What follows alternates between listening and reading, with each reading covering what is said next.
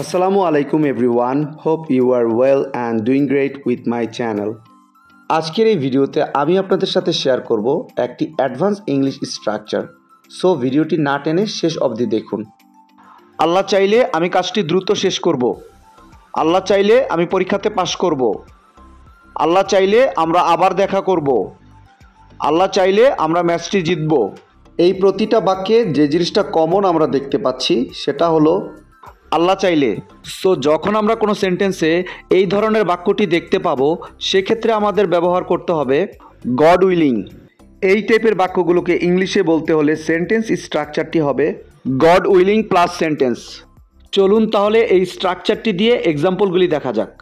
আল্লাহ চাইলে আমি কাজটি দ্রুত শেষ করব। God willing I will finish the work quickly. God willing I will finish the work quickly. আল্লাহ চাইলে আমি পরীক্ষাতে পাশ করব। God willing, I will pass the exam. God willing, I will pass the exam. আল্লাহ চাইলে আমরা আবার দেখা করব। God willing, we will meet again. God willing, we will meet again.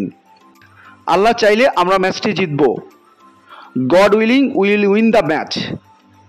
God willing, we will win the match.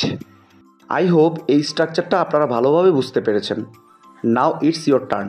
আল্লাহ চাইলে আমরা খুব শীঘ্রই বিয়ে করব। আল্লাহ চাইলে আমরা খুব শীঘ্রই বিয়ে করব।